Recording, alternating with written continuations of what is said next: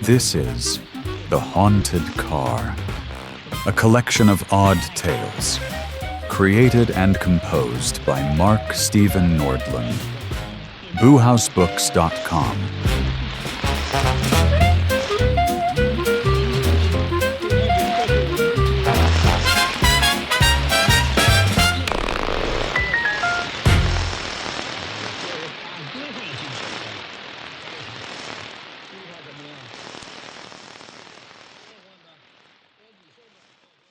The dead are not always restful. The cursed are rarely reasonable. And anything old enough to be described as full of character is probably waiting for an opportunity to prove it. Should an object move by itself, a stranger appear where no stranger ought to be, or a perfectly ordinary evening begin offering unsolicited instructions, remain calm. Panic only encourages them.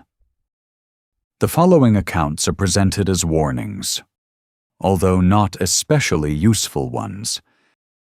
They may help you recognize the early signs of supernatural interference, provided you are observant, polite, and willing to admit when something impossible is happening directly in front of you. Under no circumstances should you argue with the dead, insult their possessions, misrepresent their personal history, or allow them to choose the route.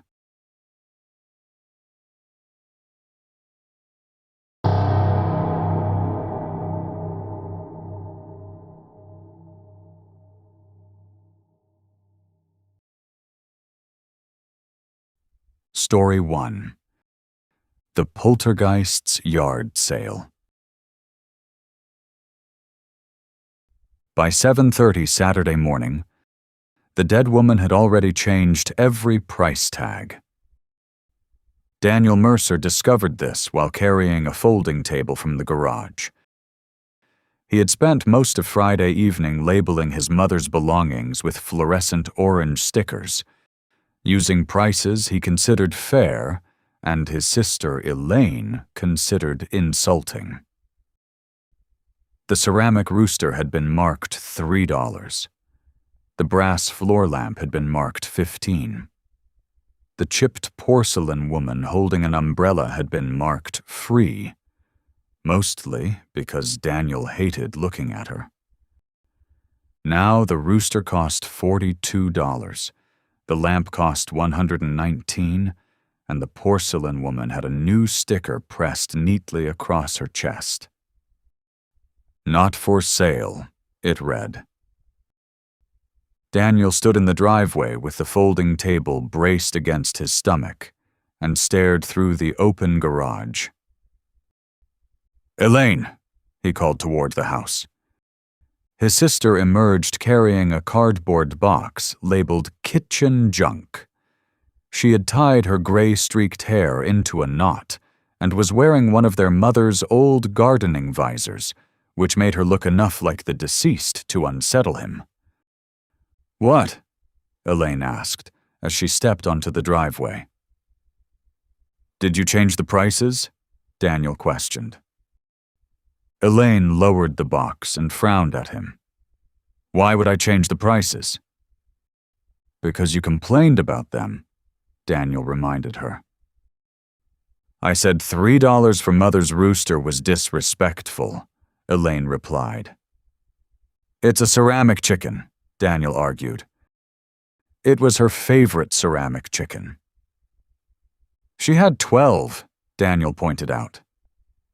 "She loved them differently," Elaine insisted. Daniel gestured into the garage. "Well, apparently she loved that one $42 worth." Elaine walked past him and inspected the rooster.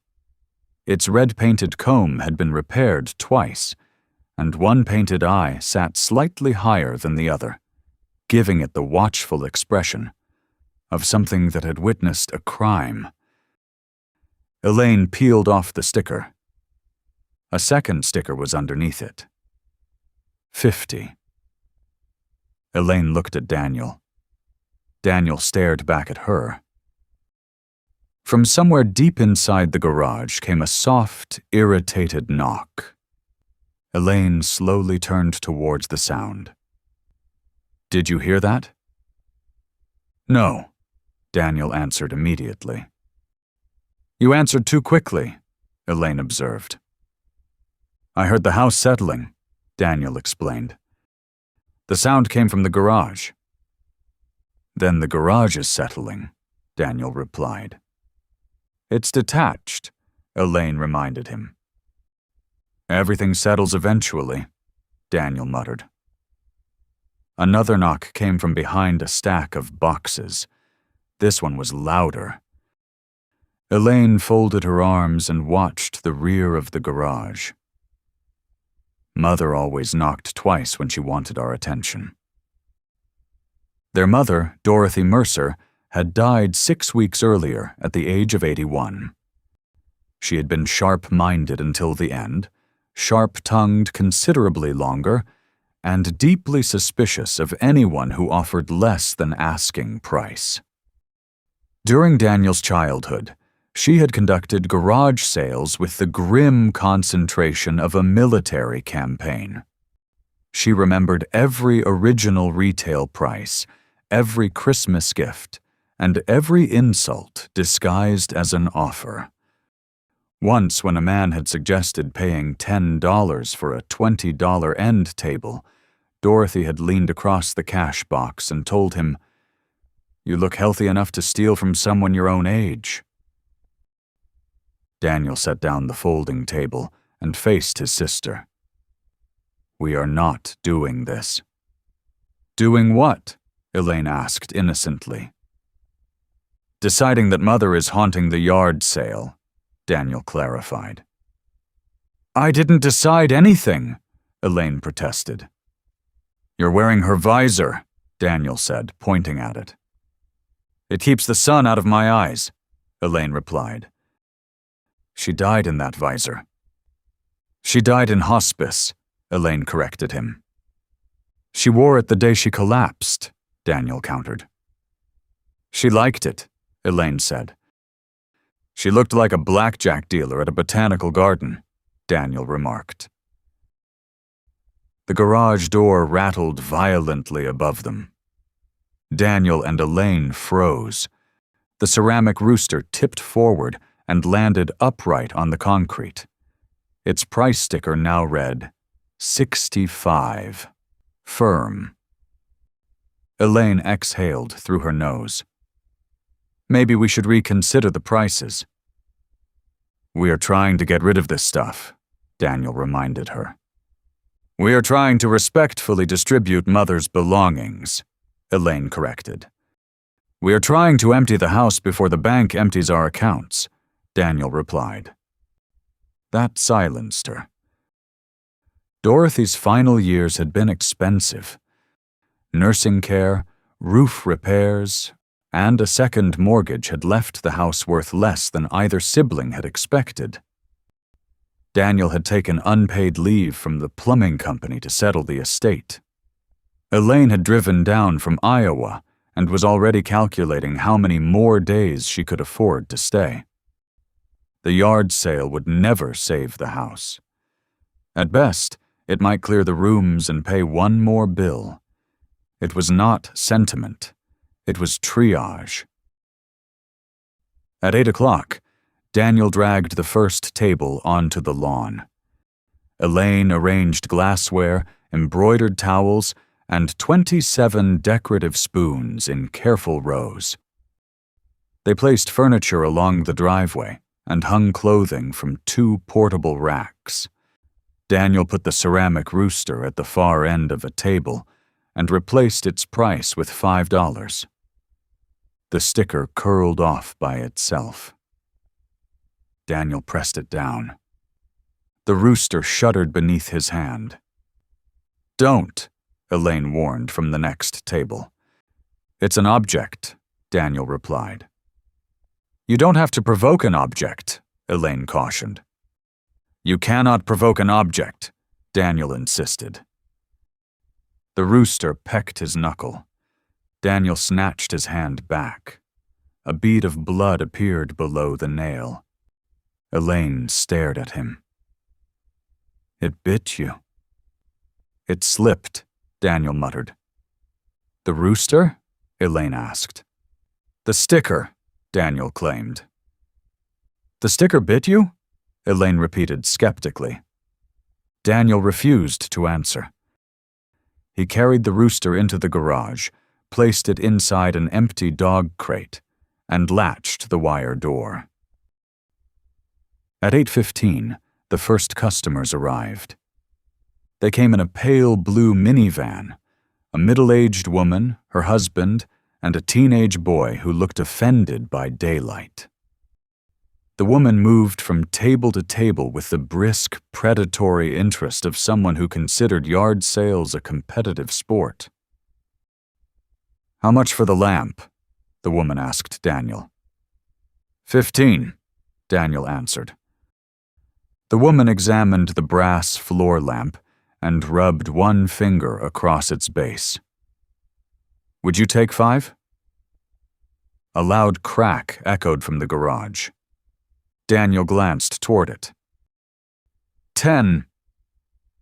6, the woman countered. 10 is fair, Daniel maintained. "It's old," the woman complained. "That is generally why people attend yard sales," Daniel observed. The woman looked at him as though he had violated an unspoken code. 7. Before Daniel could respond, the lamp's cord lifted from the grass. It coiled around the woman's ankle and yanked. She stumbled backward with a shout, but her husband caught her before she fell. The lamp straightened itself. A new sticker appeared on its base. 119. The woman pulled free of her husband and glared at Daniel. "What kind of joke is that?" "A wiring problem," Daniel replied.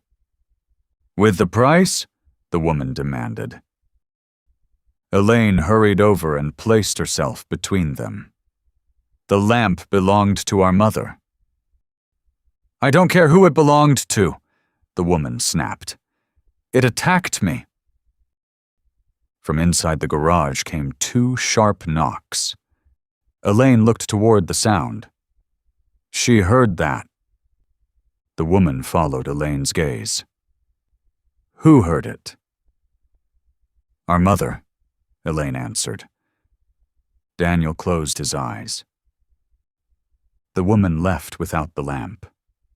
Her husband bought a socket wrench for $2, although he placed the money on the table without negotiating. By 9, the front lawn was crowded. Cars lined both sides of the street. Neighbors wandered over carrying coffee, drawn by the furniture and the rumor that Dorothy Mercer had owned collectible glassware. The sale went badly almost at once. A retired teacher named Mrs. Gibbons tried to purchase 6 embroidered hand towels for $4. The towels twisted themselves into a rope and slapped her across the face. A man offered $20 for Dorothy's cedar chest. The lid opened and closed on his fingers 3 times. A little girl picked up the chipped porcelain woman with the umbrella. The figurine shrieked until the girl dropped it, then dragged itself beneath a folding chair. Worst of all, sold items refused to leave. A college student purchased a box fan and carried it toward his hatchback. Before he reached the curb, the fan appeared back on the table with its price increased by $2. 3 customers began recording with their phones. None of them stopped shopping. "Your mother is price gouging from beyond the grave," Daniel's neighbor Frank observed. Frank stood near the mailbox, eating a powdered donut he had not paid for. He had lived next door for 20 years and had spent most of them losing arguments with Dorothy. She always said death wouldn't soften her, Frank continued. Nice to see her follow through. Daniel grabbed the donut from his hand. Those are for customers. I am a customer, Frank objected. You haven't bought anything, Daniel replied. I'm browsing, Frank explained. You've been browsing the refreshments for 40 minutes, Daniel said. Frank pointed toward the garage with his coffee cup. She once tried to sell me a rooster just like that for $6. You refused, Daniel recalled. It had judgmental eyes, Frank defended himself. From beneath the table, the porcelain woman whispered, Thief. Frank's face went pale. Did that thing just talk? No, Daniel replied. It called me a thief, Frank insisted. It was probably Elaine, Daniel suggested. Elaine was 20 feet away, arguing with an elderly man over a waffle iron that had closed around his necktie. At 10:30, Daniel called an emergency family meeting in the kitchen. They left Frank in charge of the cash box, which was a mistake, but not the largest one they had made that morning. Daniel closed the back door behind them. We stopped the sale. Elaine leaned against the counter and crossed her arms. And do what with everything? Donate it, Daniel answered. A cabinet door slammed above his head. Elaine glanced upward. Mother doesn't like that idea. Mother is dead, Daniel stated. Every cabinet in the kitchen flew open. Plates rattled. A wooden spoon launched itself across the room and struck Daniel in the shoulder. Fine, Daniel conceded as he rubbed the sore spot. Mother is dead and opinionated. Elaine removed the visor and set it on the table. She isn't trying to keep everything. She has assaulted 6 people, Daniel reminded her. Only the ones who offered too little, Elaine replied. She is policing the sale, Daniel realized. Elaine nodded slowly. Exactly.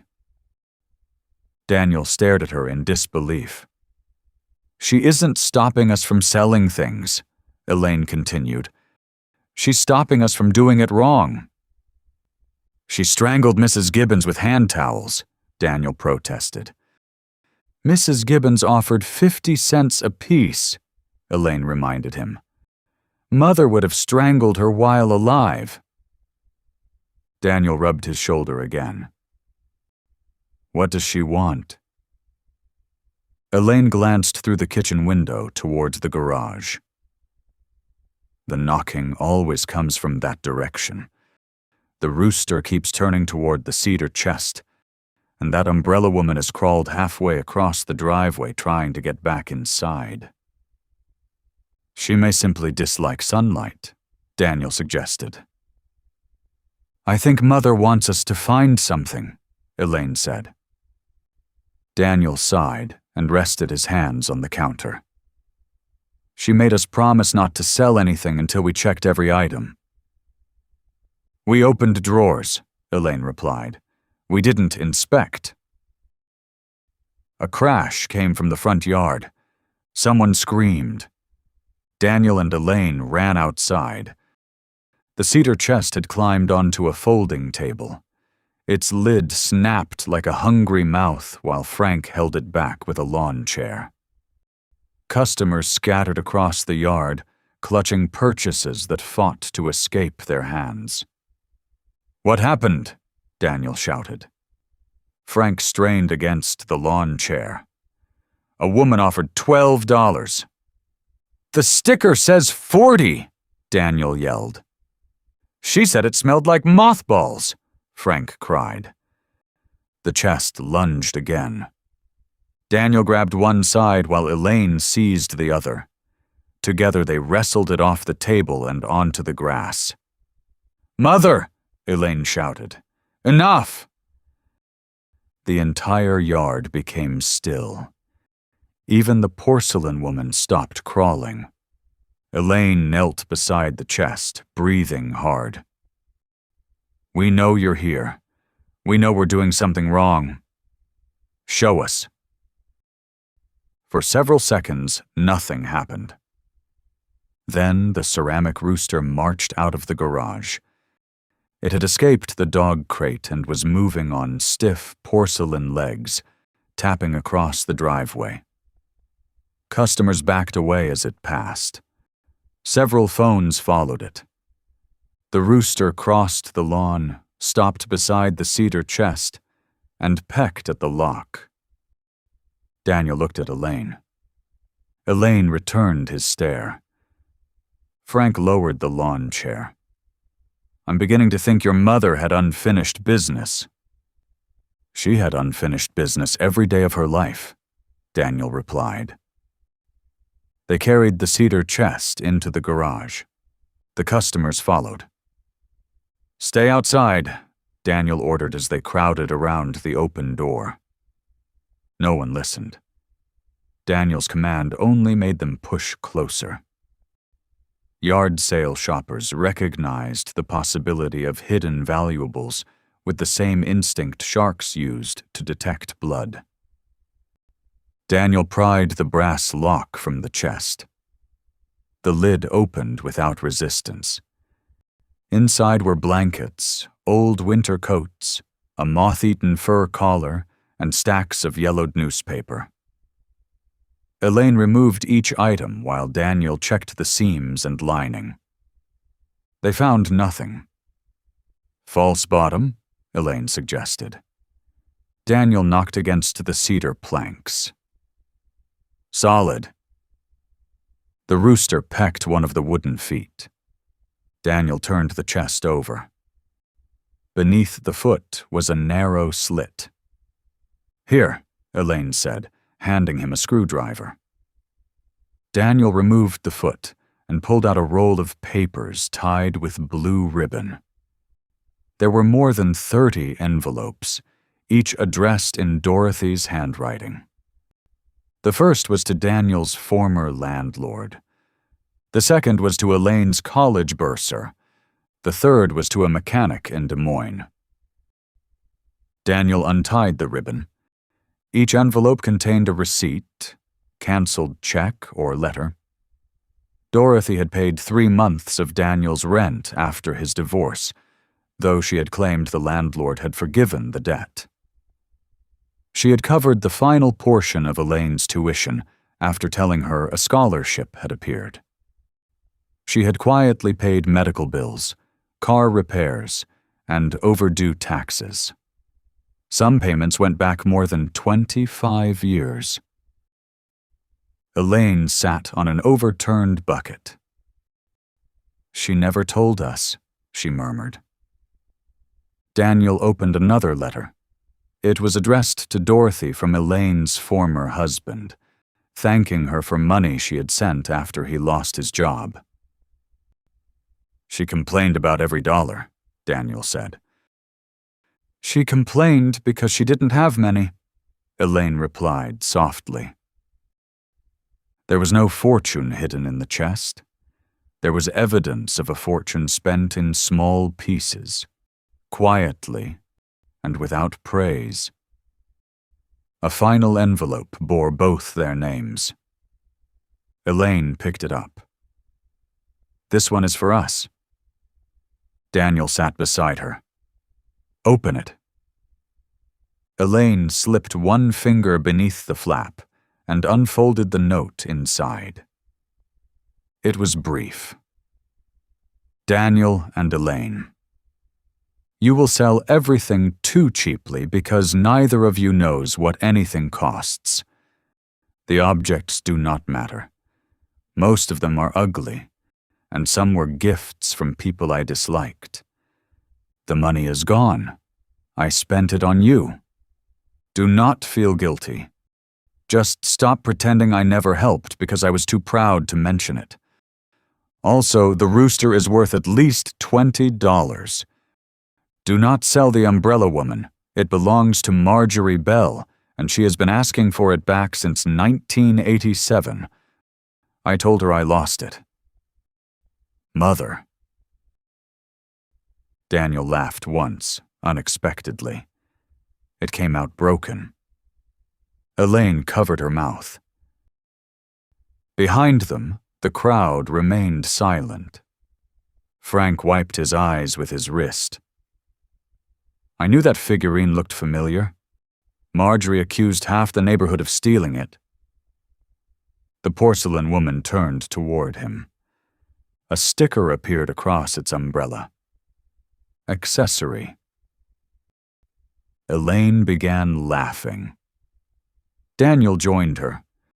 Soon, both were sitting on the garage floor, surrounded by boxes and strangers, laughing hard enough to hurt. The pressure in the garage eased.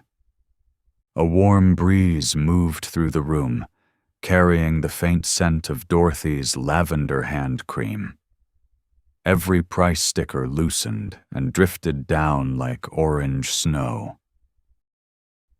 The yard sale resumed at noon. Daniel and Elaine stopped pricing things. They asked people to take what they could use and donate whatever they considered fair.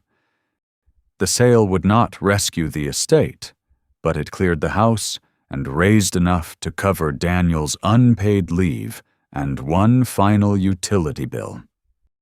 The hand towels allowed Mrs. Gibbons to leave with all 6. The box fan remained inside the college student's car. The cedar chest went to a young couple furnishing their first apartment. Frank purchased the ceramic rooster for $20. He tried to hand Daniel a 10. "Nice try," Daniel told him. "It was worth a shot," Frank replied. The rooster pecked him until he found another bill. "There," Frank grumbled as he handed Daniel the full 20. "Happy?" The rooster stared at him with its mismatched eyes. "No," Daniel answered for it, but temporarily satisfied. By 3 o'clock, almost everything was gone. Daniel stood in the bare garage beside Elaine, counting the money and reading through Dorothy's letters again. "We should keep these," Elaine said as she gathered the envelopes. "We will," Daniel assured her. "And the visor," Elaine added. Daniel looked at the gardening visor on the workbench. "That thing is hideous." "It was Mother's," Elaine reminded him. "That did not improve it," Daniel replied. The visor lifted from the bench and struck him across the face. Elaine smiled. "Apparently she's still here." "No," Daniel insisted as he removed the visor from his head. "That was gravity." "Gravity threw it sideways?" Elaine asked. "Unusual gravity," Daniel answered. Before Elaine left for Iowa, they delivered the porcelain woman to Marjorie Bell, who lived 4 streets away.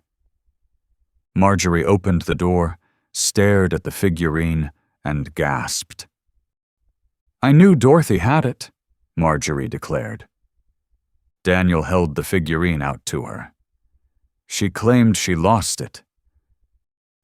"That woman never lost anything," Marjorie replied as she accepted it. "She stole this from my Christmas party." "I'm sure Mother would describe it differently," Elaine said. "She put it in her purse in front of me," Marjorie insisted.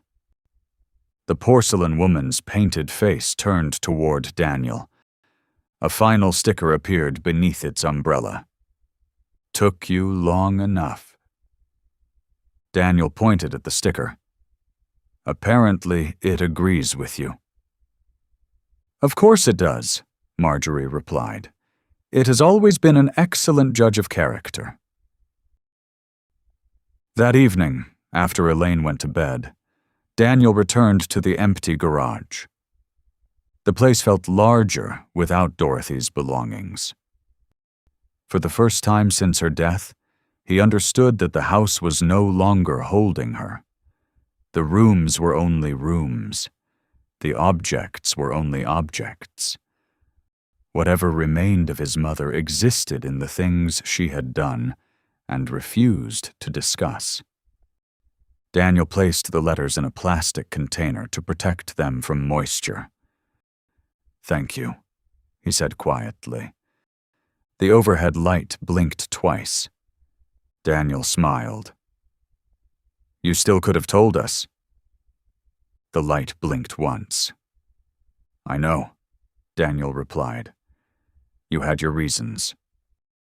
The bulb dimmed, then slowly brightened. Daniel turned it off and closed the garage. The next morning he woke to find a fluorescent orange sticker pressed to the center of his forehead. Daniel peeled it off and read the message in the bathroom mirror. "Needs work. No refunds."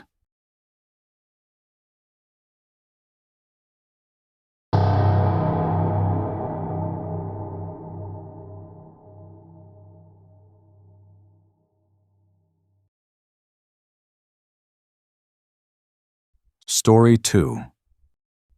The Last Ghost Tour of Gary Pritchard. Gary Pritchard had been lying about dead people for 11 years, and until the accountant appeared, none of them had complained. "The building before you," Gary announced, raising his antique brass lantern toward the darkened windows of the Willow Street tax office, "was once the slaughterhouse of Jeremiah Croft, known throughout the county as the Weeping Butcher." 9 tourists stood on the sidewalk beneath him. 8 were listening. The 9th, a boy in a black hooded sweatshirt, was studying his phone and slowly walking into a parking meter.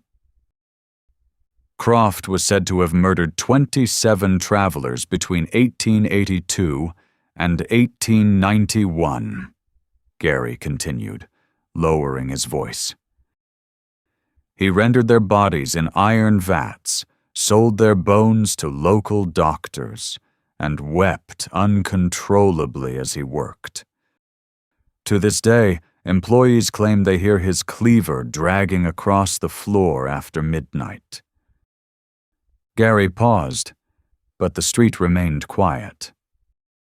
He discreetly kicked the metal garbage can beside him, and a hollow clang rang through the alley. 3 tourists gasped. Gary smiled. Then a pale man stepped through the locked front door of the tax office. He wore a brown suit, a narrow tie, and small round spectacles. His skin was the color of wet newspaper. A deep groove circled his throat, and his feet hovered several inches above the pavement. The tourists stared. Gary stared with them. The pale man adjusted his spectacles. "I was not a butcher," the apparition said. Gary's smile held for another second before it broke. "I was a certified public accountant," the dead man clarified as he drifted onto the sidewalk. "My name was Milton Brigg." One of the tourists lifted her phone and began recording. Gary glanced at the group, then at Milton. "An excellent manifestation," he declared, recovering. "Very convincing." "I am not part of your tour," Milton replied. Gary stepped closer and lowered his voice.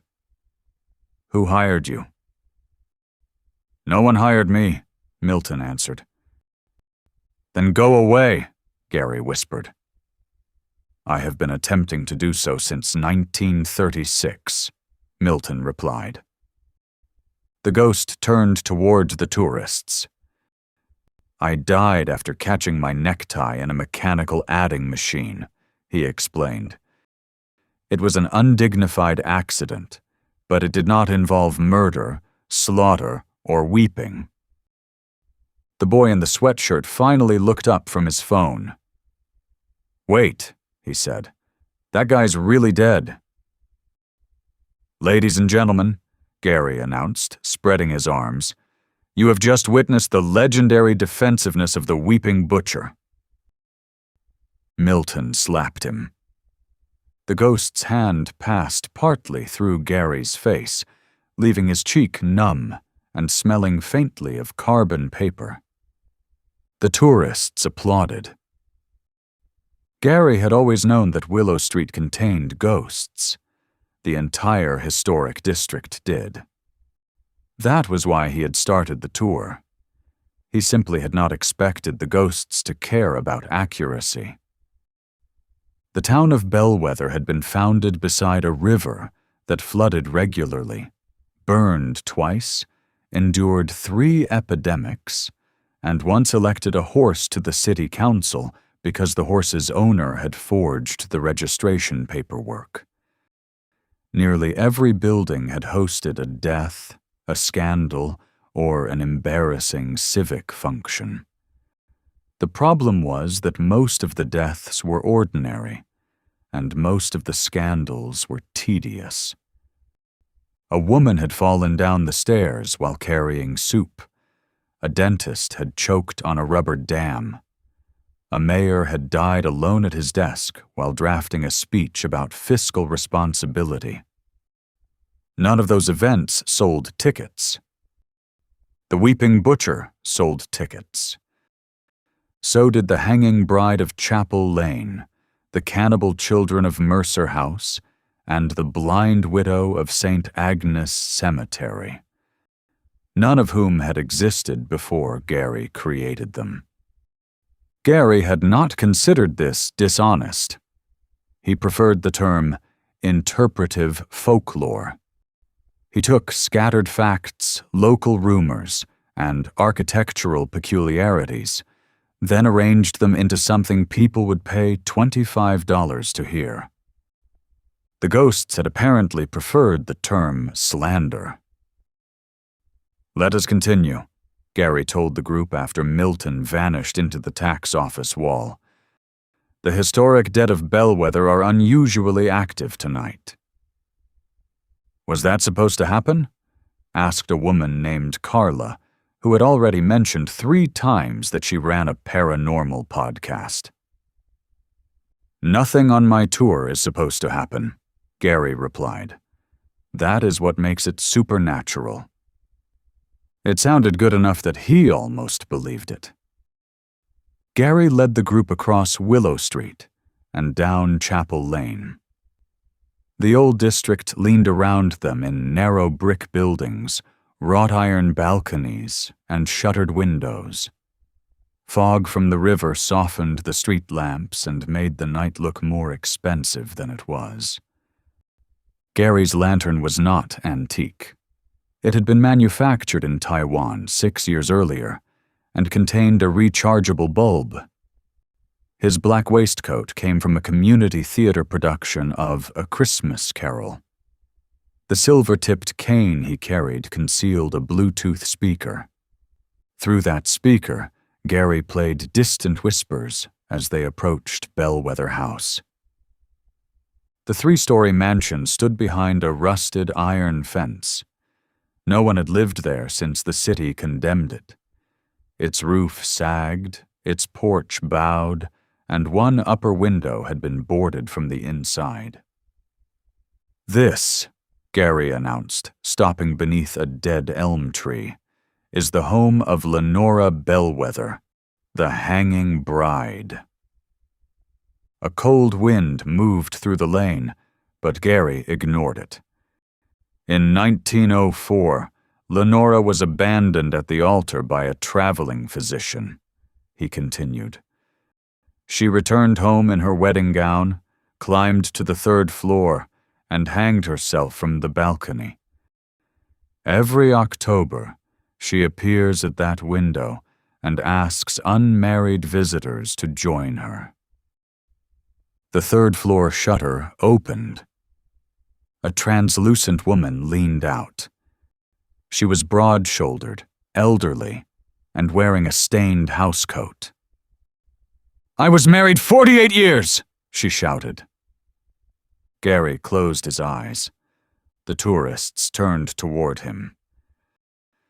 "My name is Lenora Bellwether Pike," the ghost continued, pointing a rolling pin at Gary. "I died of pneumonia at 83. "Observe how the spirit attempts to deceive us," Gary said, raising his lantern. "You are the deceiver," Lenora replied. "And this was never my bedroom. That was the linen room." A second ghost appeared beside her. He was a thin man with enormous sideburns and a missing lower jaw.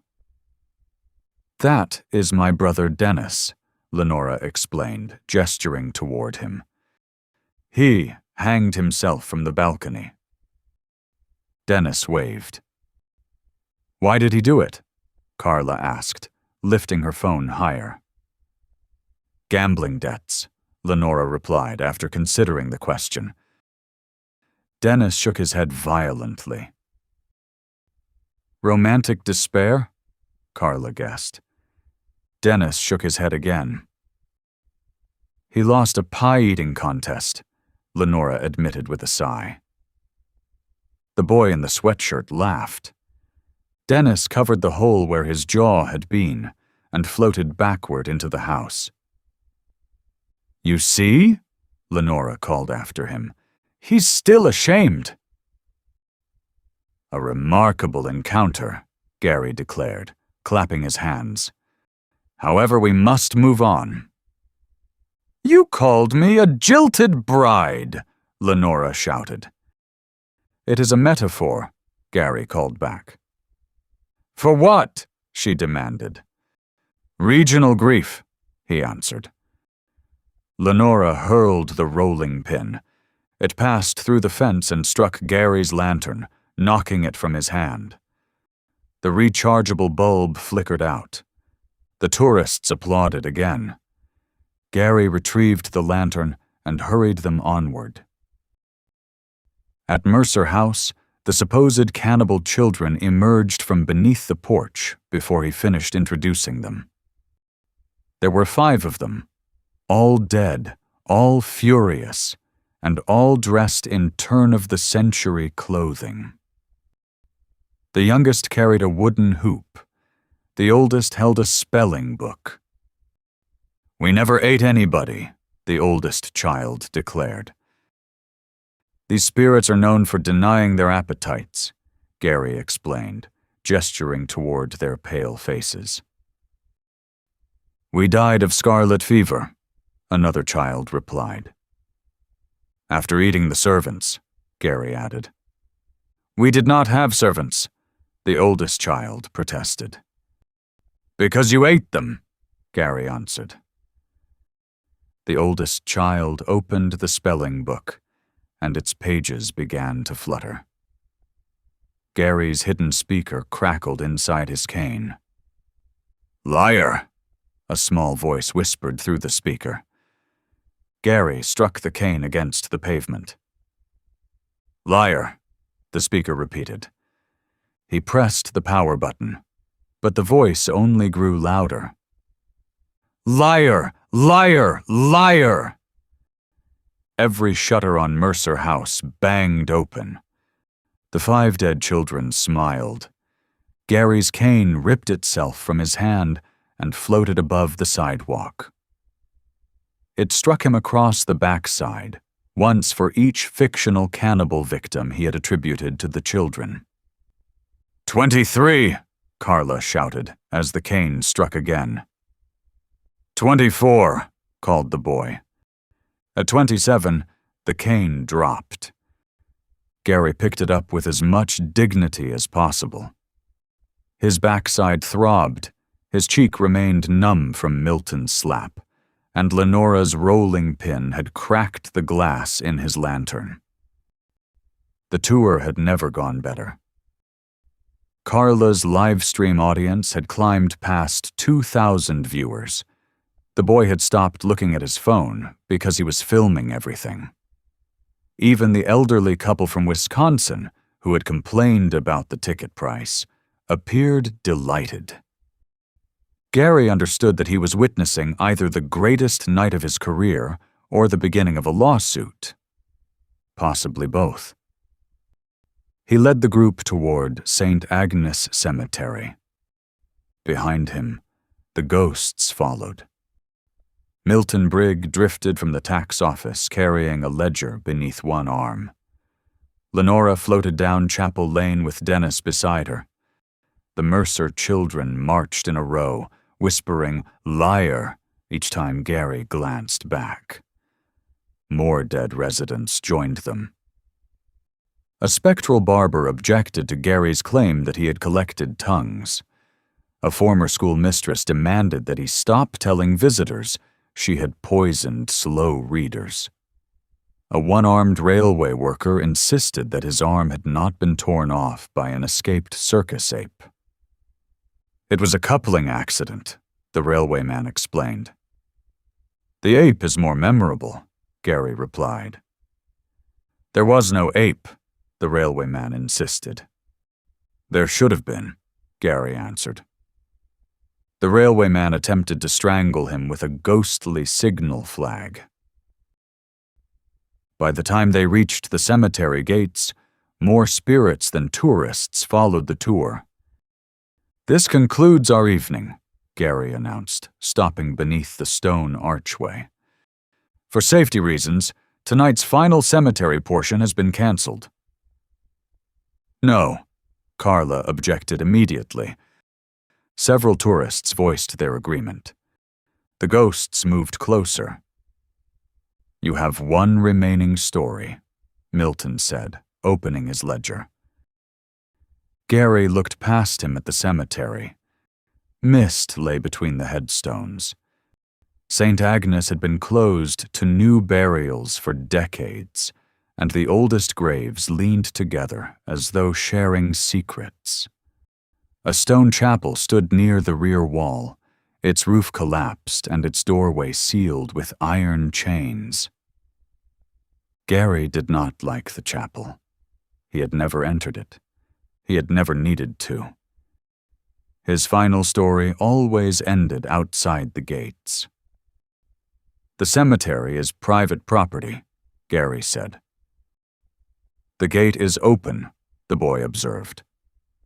Behind him, the iron gates swung inward. Lenora smiled. That is not an invitation, Gary warned, lowering his voice. The tourists entered anyway. Gary considered leaving them. Then he pictured Carla's live stream showing his customers being murdered after he abandoned them, and he reluctantly followed. The ghosts surrounded him as they crossed the cemetery. Tell them the truth this time, Milton instructed, floating at Gary's right shoulder. The truth has poor pacing, Gary replied. Tell it anyway, Milton insisted. Gary stopped beside a broken angel statue. The tourists gathered around him. Beyond them stood the dead, silent and expectant. At the back of St. Agnes, Gary began, raising the damaged lantern, is the tomb of Evelyn Marsh. The mist shifted.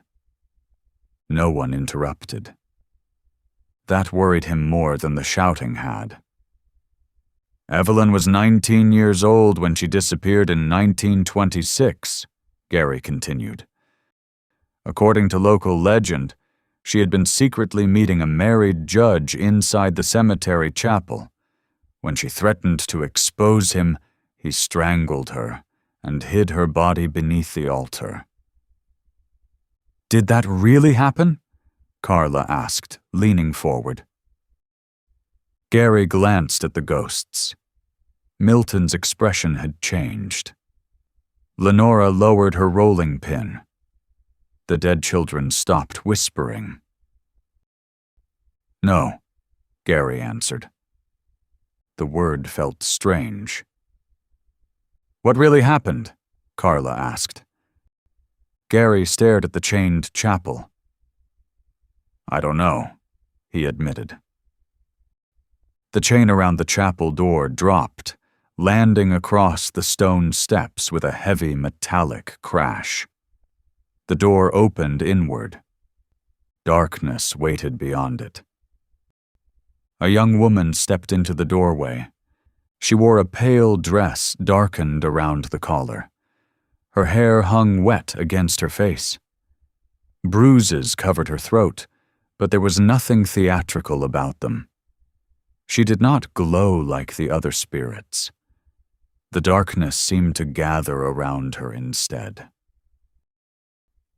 Gary had used Evelyn Marsh in his tour for years. He had invented the judge, the secret affair, and the murder beneath the altar because the chapel needed a story. He had never found a death record for her. He had found only a missing person notice in an old newspaper archive and a photograph of a solemn young woman with dark hair. Now, that woman stood before him. "You made him important," Evelyn said. Her voice barely rose above a whisper, yet it carried through the cemetery. "Who?" Gary asked, tightening his grip on the lantern. "The man in your story," she answered. "I invented him," Gary said. "You gave him a title, a wife, and a reason," Evelyn replied, as she descended the chapel steps. The tourists backed away. Gary held his position because his knees had locked. "You made me foolish," Evelyn continued. "You told them I met him willingly. You said I threatened him for money." "I needed a motive," Gary replied. The cold deepened. Evelyn stopped inches from him. "You needed entertainment." Her hand closed around his throat. Gary's feet left the ground. The tourists screamed. He clawed at Evelyn's wrist, but his fingers passed through it. Ice spread down his chest, and the cemetery blurred around him. Then Milton struck Evelyn with his ledger. The blow did not hurt her, but it distracted her long enough for Lenora and Dennis to seize Gary. They dragged him backward, and he fell onto the wet grass. The other ghosts formed a circle between Evelyn and the tourists. "Why are you helping me?" Gary rasped, coughing into his hands. "Because being a liar does not make you hers," Lenora replied, looking over her shoulder. Evelyn moved toward them. The Mercer children joined hands. The railwayman raised his flag. The schoolmistress stepped forward with a ruler clenched like a knife. "You wanted a true story," Milton told Gary. "Find it." "How?" Gary asked. "You have spent 11 years speaking for the dead," Milton replied. "For once, listen." Evelyn tore through the circle. The ghosts scattered. Gary crawled backward until his shoulder struck a headstone. Evelyn reached for him again. "Who killed you?" he asked. She froze. "Tell me what happened," Gary pleaded. The fury in her face wavered. Behind her, the cemetery remained silent. "My father brought me here," Evelyn whispered, looking towards the chapel. Gary rose slowly. "Why?" "He said I had disgraced the family," she answered. "With the judge?" Gary asked. "There was no judge," Evelyn replied quietly. Gary waited. The truth came in pieces. Evelyn had become pregnant by a young factory worker her father considered beneath them. Her father had promised to help the couple leave town. Instead, he brought Evelyn to the chapel, strangled her, and buried her beneath the floor. He told the factory worker she had fled with another man. No one searched the chapel because Evelyn's father was the cemetery superintendent. He had controlled the grounds, he had controlled the records, he had controlled the story. "Is your body still inside?" Gary asked, looking towards the sealed building. Evelyn nodded. Carla lowered her phone. For the first time that night, no one appeared entertained. Gary turned towards the tourists. "Her name was Evelyn Marsh," he said. "She was not a judge's mistress. She did not blackmail anyone. She was murdered by her father because she intended to marry a man he considered unworthy." The darkness around Evelyn loosened. "Her body is beneath the chapel floor," Gary continued. "Tomorrow I am taking this to the police, the Historical Society, and every newspaper that will listen. Her story will be told correctly." Evelyn studied him. "Will they believe you?" Gary glanced at Carla's phone. "They already watched you try to kill me." 48,000 people watched, Carla said, raising the phone again. "Someone clipped it," the boy added, after checking his own screen. Evelyn's bruises began to fade. The shadows released her dress and hair. For one brief moment, she looked like the woman in the newspaper photograph. Not angry, not monstrous, only tired. "Do not make it beautiful," Evelyn told Gary. "I won't," he promised. "Do not make him clever," she warned. "I won't," Gary repeated. "Do not say I wandered here because of love," Evelyn said. Gary's throat tightened. "I'll say you trusted your father, and he murdered you." Evelyn closed her eyes. The chapel door slammed shut. When Gary looked again, she was gone. The other ghosts remained. "Well," Milton observed, adjusting his spectacles. That was substantially more accurate. Gary sat down on the nearest grave. No one objected. The following week destroyed his business and made him famous. Police recovered human remains beneath the chapel floor. Dental records were impossible, but clothing, jewelry, and archival evidence supported the identification. The newspapers printed Evelyn's real story. Carla's footage spread across every social platform Gary had previously failed to understand.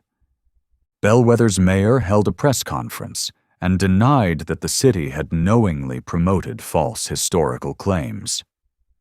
Gary's tour company received 200,000 requests for tickets. He canceled every one.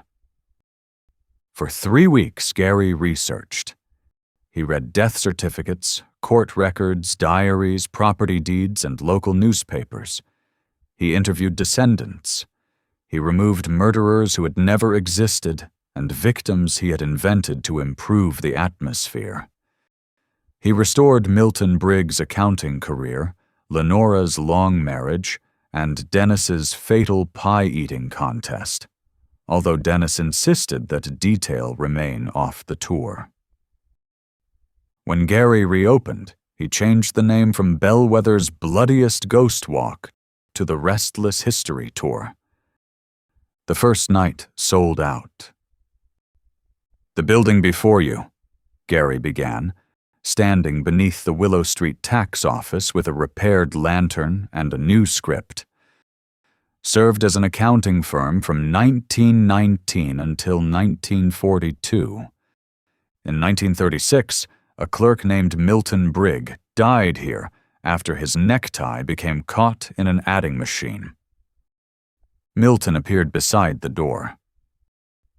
"Senior accountant," he corrected. Gary sighed. "A senior accountant named Milton Brigg," he amended. Milton nodded.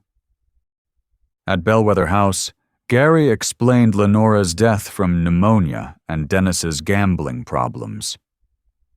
Dennis leaned through the third-floor window and gestured urgently. Gary ignored him. Dennis pointed toward his mouth, then mimed eating. "He wants you to mention the pies now," Lenora shouted, appearing beside him. "You told me not to," Gary called back. Dennis shrugged. The tourists laughed. At Mercer House, the 5 children stood in the yard while Gary described the scarlet fever outbreak that had killed them. The youngest child corrected his pronunciation of the family doctor's name. The oldest objected to the year. Another demanded that he mention the house had once contained a yellow parlor. By the time they reached St. Agnes, Gary's tour had run 40 minutes long. He led the group to a new stone marker near the chapel. Evelyn Marsh, 1907 to 1926. Her story is her own. Gary told them the truth. He did not add thunder. He did not play whispers through his cane. He did not describe Evelyn's death in loving detail or turn her father into a criminal mastermind. He explained what the records showed, what remained uncertain, and why the lie had survived longer than the victim. When he finished, the tourists stood quietly. Evelyn did not appear. Gary chose to believe that was a good sign. "You mispronounced fiduciary earlier," Milton observed as the group left the cemetery. "I pronounced it correctly," Gary replied. "You emphasized the wrong syllable," Milton insisted. "No one noticed," Gary said. "I noticed," Milton replied. "You also said I had 6 grandchildren," Lenora added, floating up on Gary's other side. "I had 7. "One died in infancy," Gary reminded her. "Still counts," Lenora answered. Dennis appeared behind them, gesturing toward his mouth again. "No," Gary told him. "I am not restoring the pie story."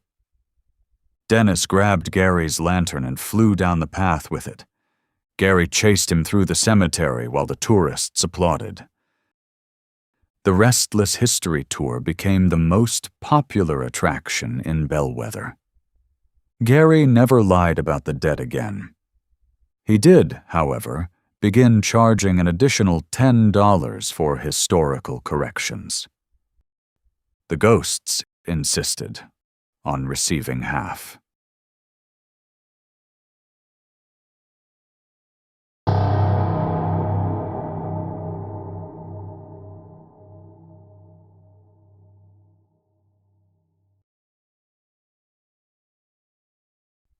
Story 3. The Haunted Car.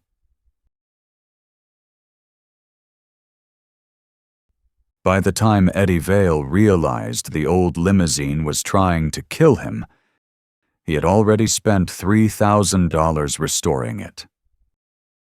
The vehicle had arrived at his garage on the back of a flatbed truck, dripping river water that could not possibly have been fresh. It was a long black machine from another age, with broad fenders, silver lamps, white wall tires, and a passenger compartment large enough to hold a small funeral. Its paint was chipped, its leather seats were cracked, and moss had grown beneath the rear bumper. Even so, Eddie had recognized its potential immediately. People with money loved old things, especially old things that made them feel richer than other people. The estate dealer who sold it to him claimed the limousine had been discovered inside a collapsed carriage house in upstate New York.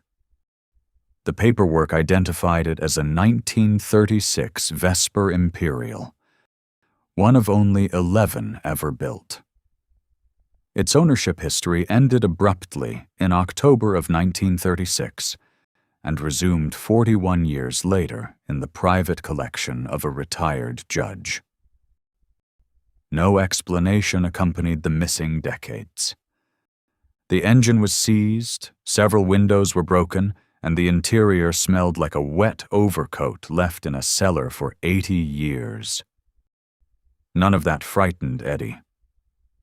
The warning did.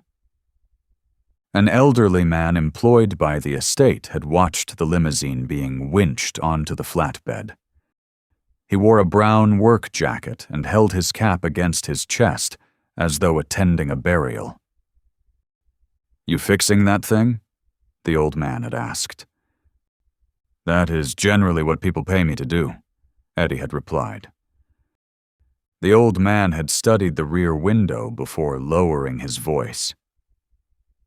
"Do not drive it across the river after dark." Eddie had waited for the joke, but none came. "Any particular river?" Eddie had asked. The old man had placed his cap back on his head. "It knows which one." Then he had walked away.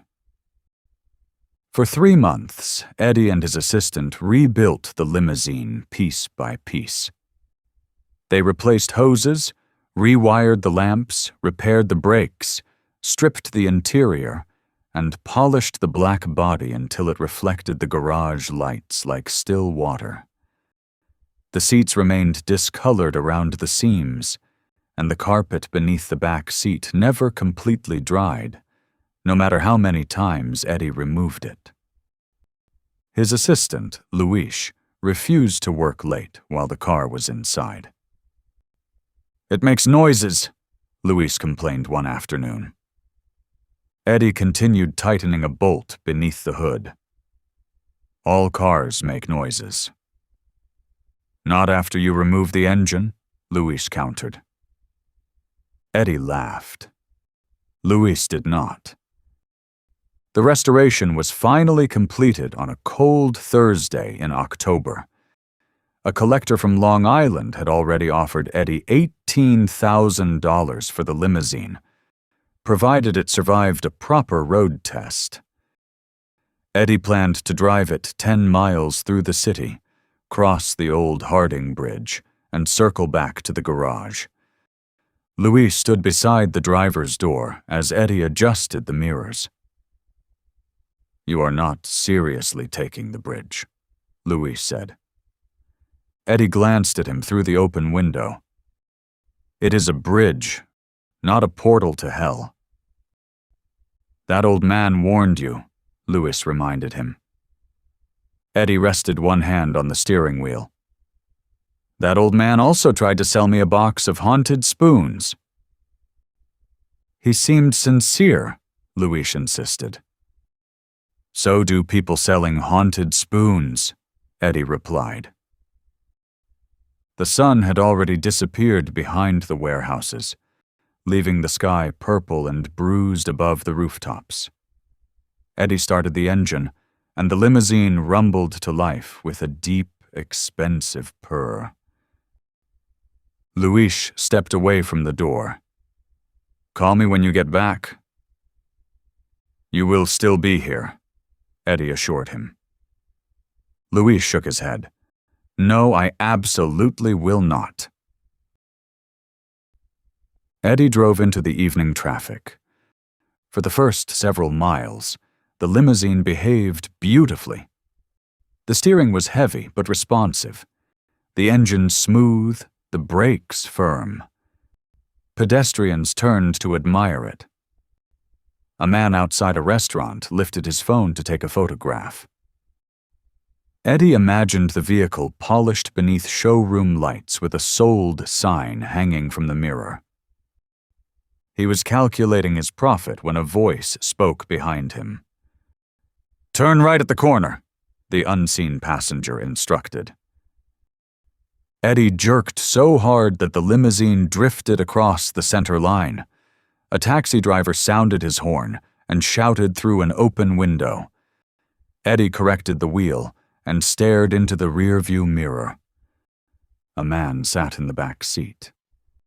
He was thin and pale, perhaps 60 years old, although his face had the dry, preserved quality of something much older.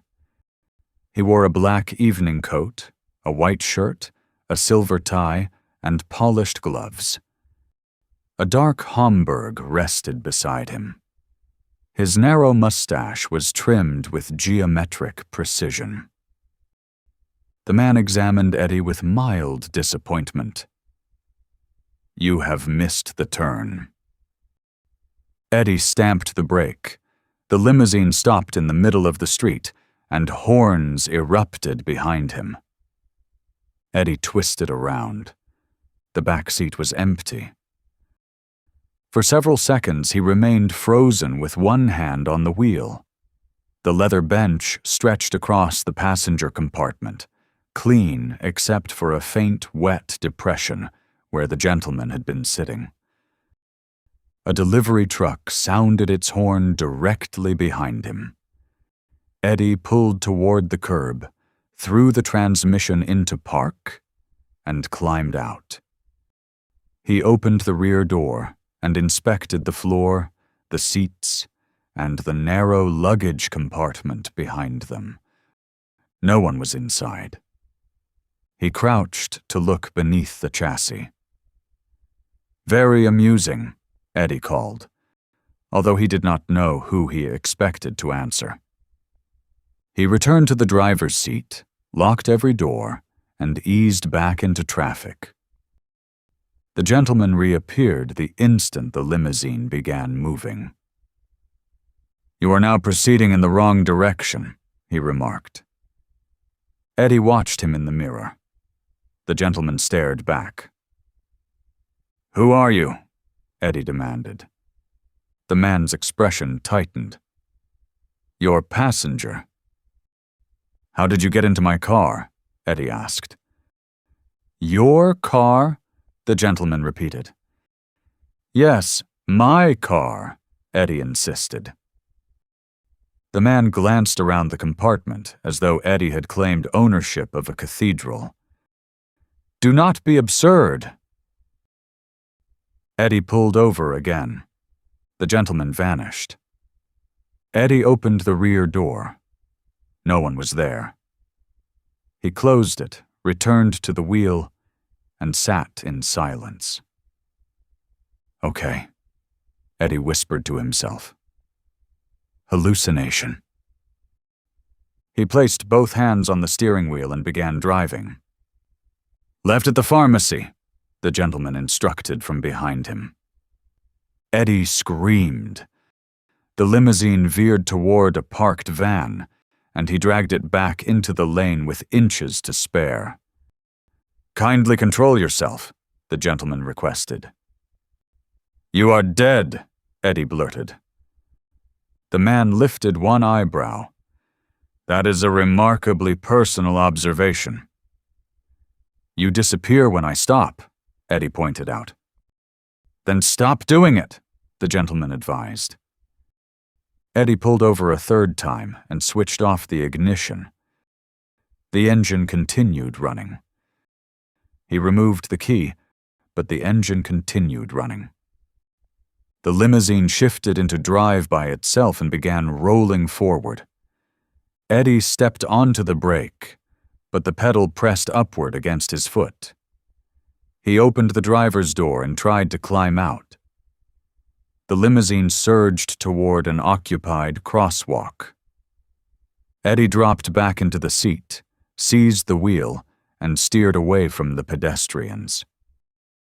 The driver's door slammed shut beside him, and all 4 locks snapped down. The gentleman reappeared in the rearview mirror. "You have delayed us quite enough," he complained. Eddie stared at the missing ignition key in his hand. "So, I cannot leave?" That would be exceptionally unprofessional, the gentleman replied. Eddie reached for his phone, but the screen went black beneath his fingers. The radio switched on by itself.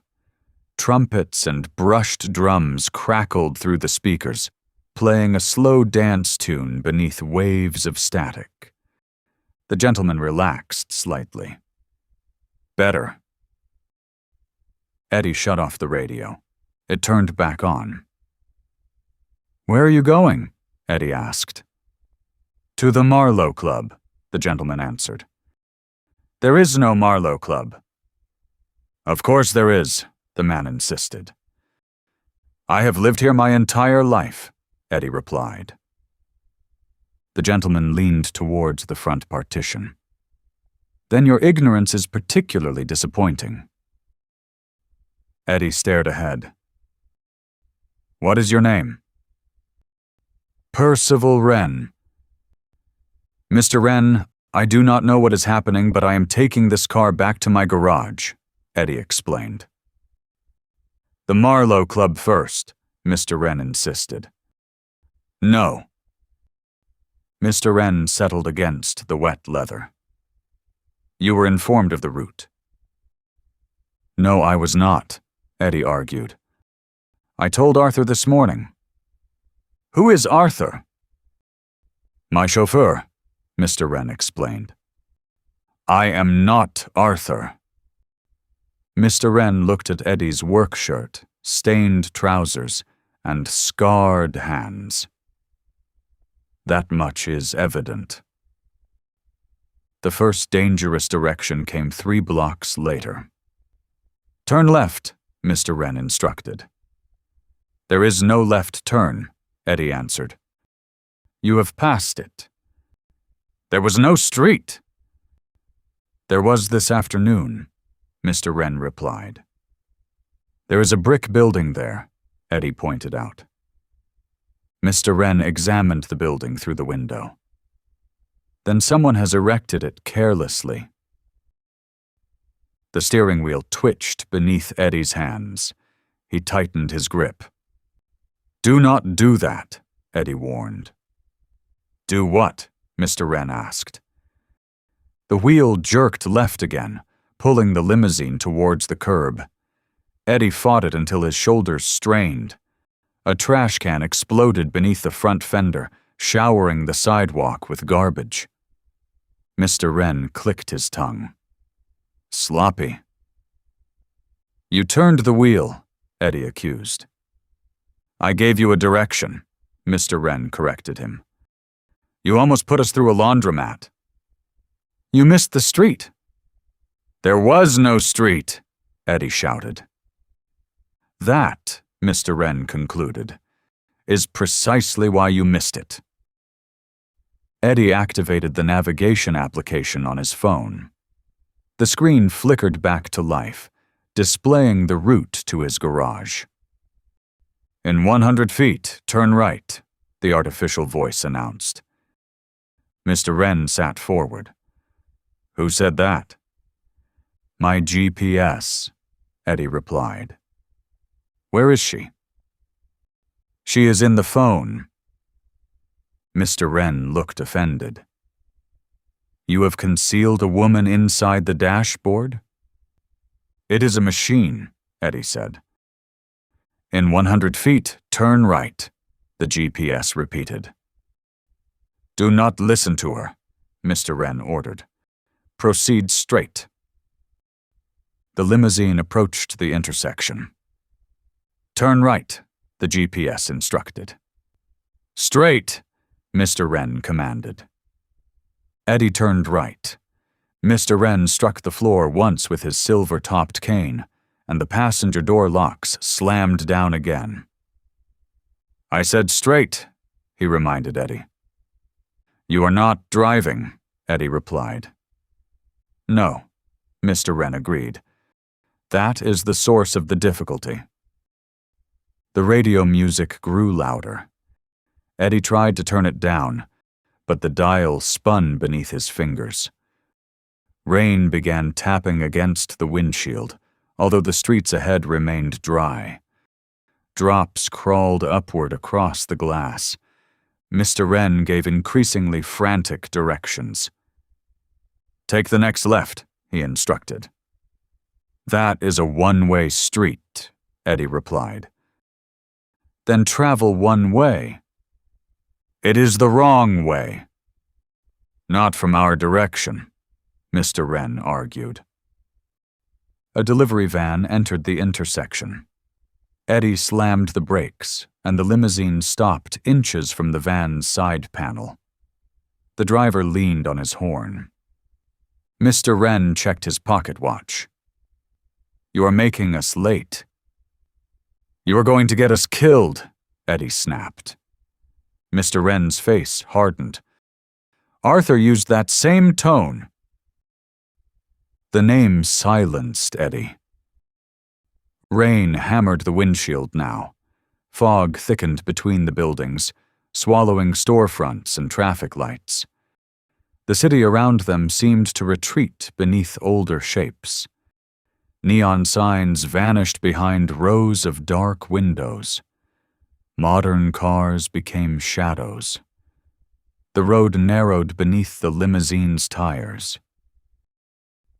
Eddie looked at the navigation screen. The route had changed. They were heading toward Harding Bridge. The old man's warning returned with perfect clarity. "Do not drive it across the river after dark." Eddie tried to turn away from the bridge, but the wheel would not move. The limousine continued straight. "What happened to Arthur?" Eddie asked. Mr. Wren watched the fog beyond the window. "He failed me." "How?" He became confused. "Because of your directions?" "My directions were precise," Mr. Wren insisted. "You have told me to turn on to 2 sidewalks and drive through a bakery," Eddie reminded him. "That bakery was not there." "It has been there since 1958. Mr. Wren looked toward Eddie. For the first time, uncertainty touched his face. "What year is it?" he asked quietly. Eddie told him. The gentleman became very still. The dance music on the radio warped and slowed. Ahead, Harding Bridge rose from the fog. Its steel framework stretched over the black river, each beam shining with rain. The entrance lights glowed like distant eyes. "No," Mr. Wren whispered. Eddie pressed the brake. The pedal sank to the floor. The limousine accelerated. Mr. Wren gripped his cane with both hands. "We must turn around." "I am trying," Eddie shouted. "Turn left," Mr. Wren ordered. "There is nowhere to turn." "Then right," Mr. Wren demanded. "That is the river." "Not that far right," Mr. Wren snapped. The engine roared as the limousine entered the bridge. Wind shoved against the body, and steel beams flashed past the windows in repeating black intervals. Eddie pulled the emergency brake, but the lever refused to rise.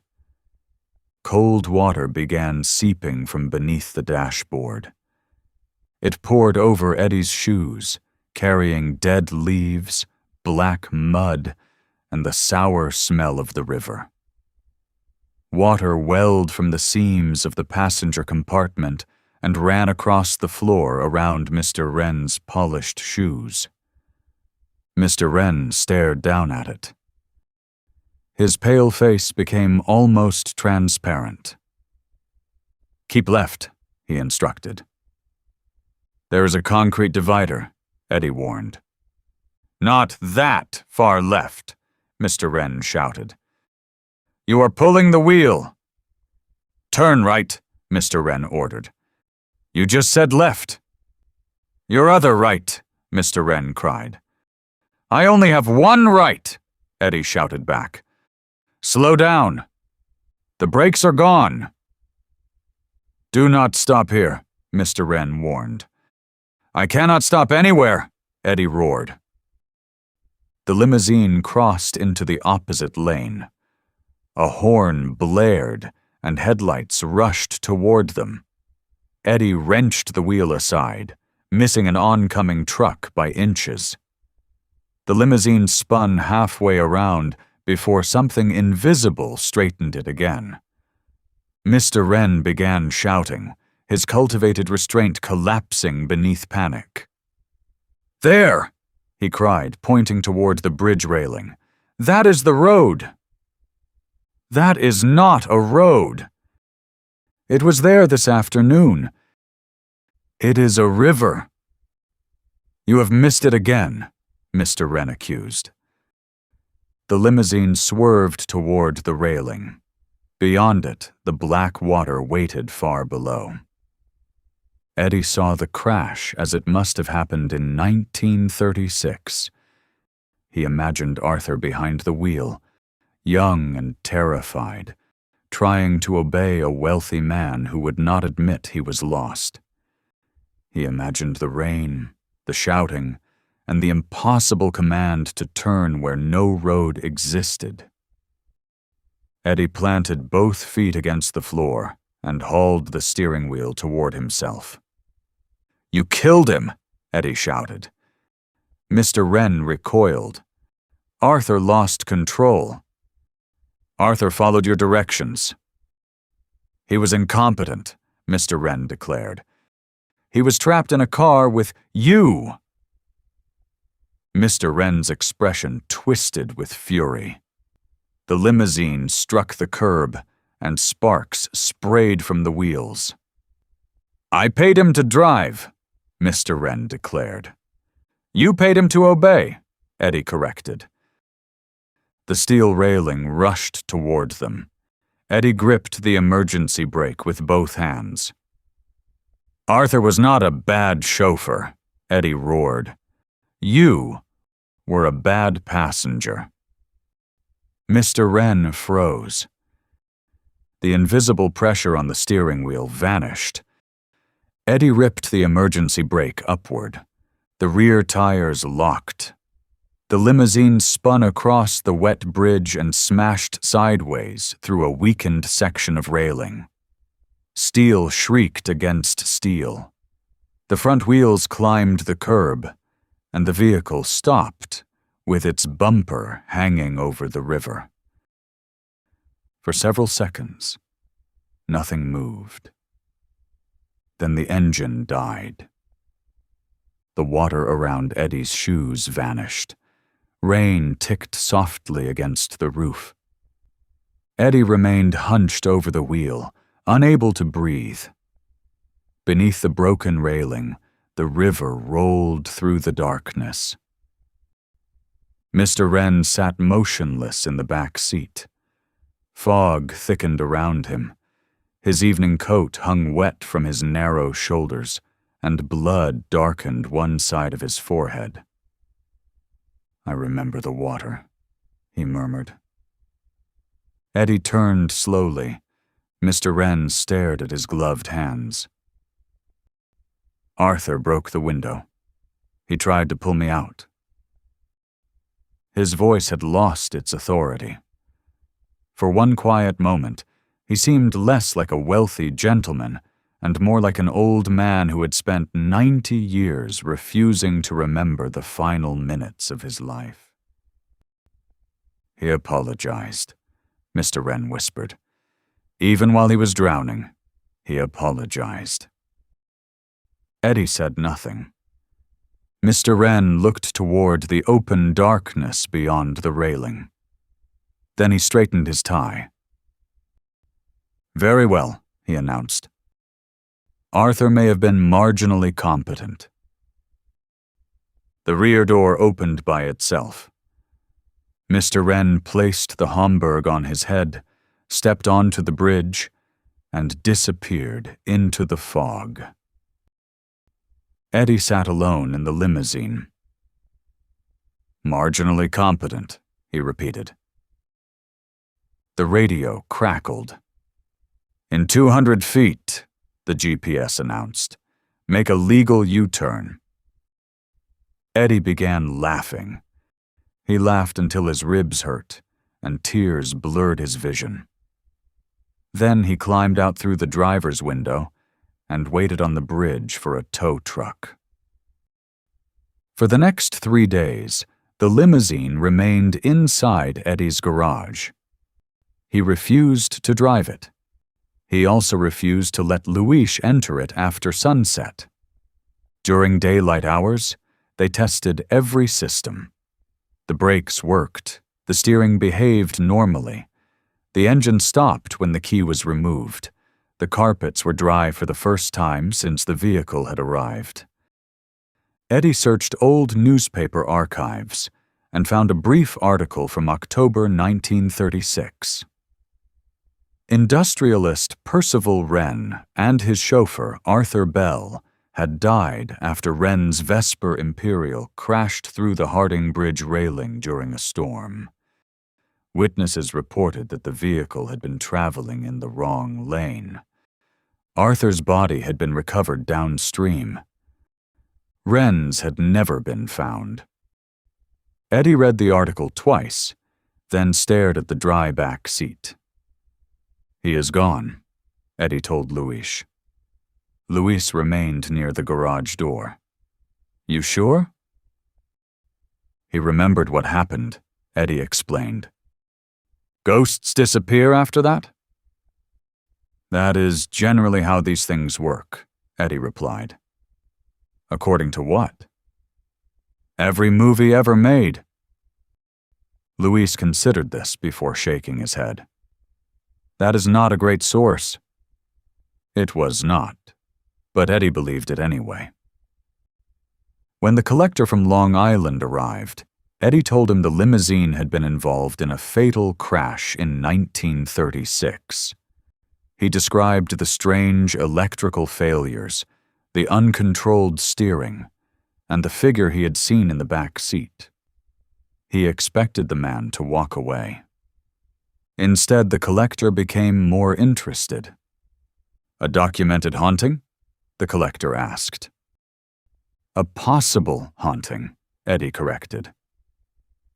The collector ran one hand admiringly along the polished hood. "That increases the value." "It nearly put me in the river." "Even better," the collector replied.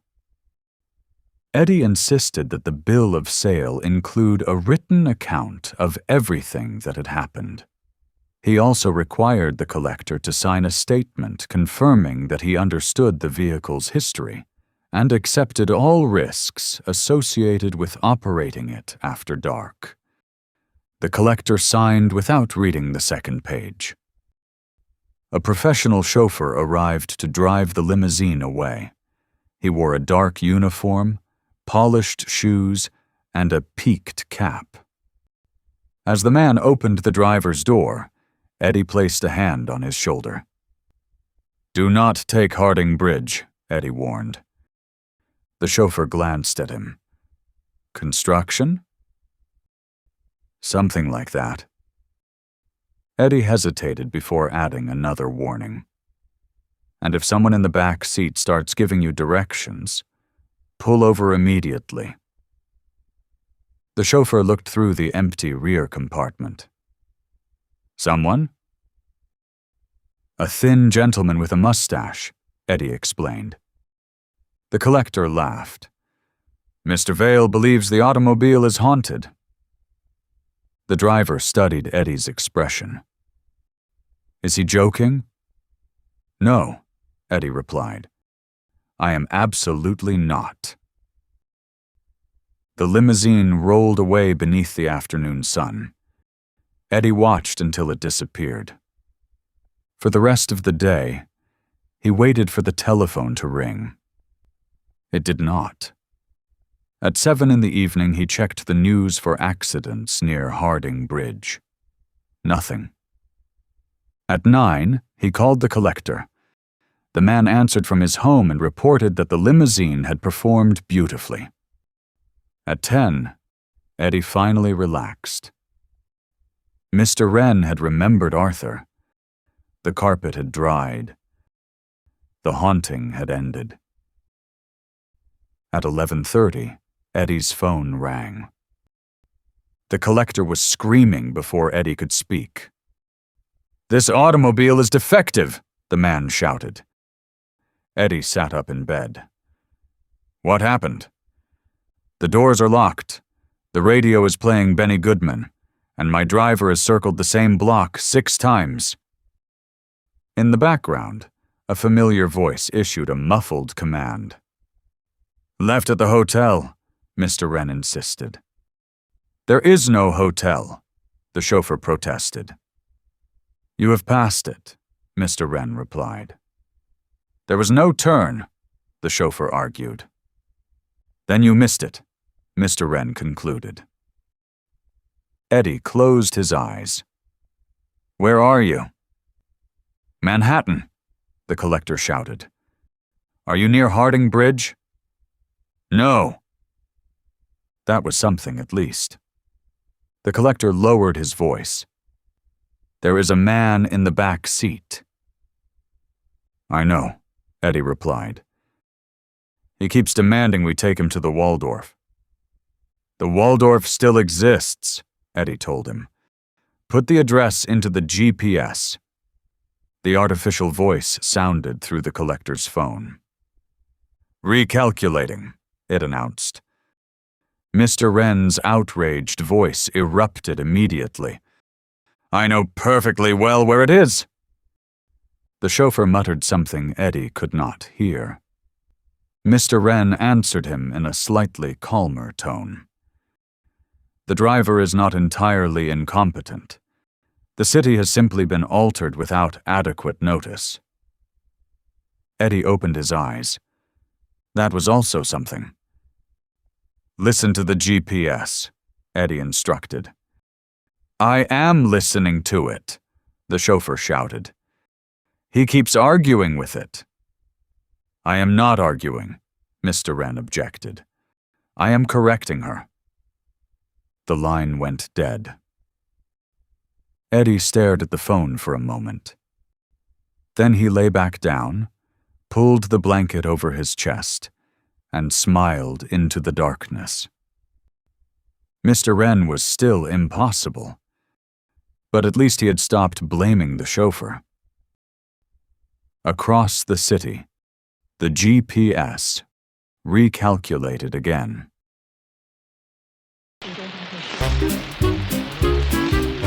This was The Haunted Car, a collection of odd tales, created and composed by Mark Stephen Nordlund.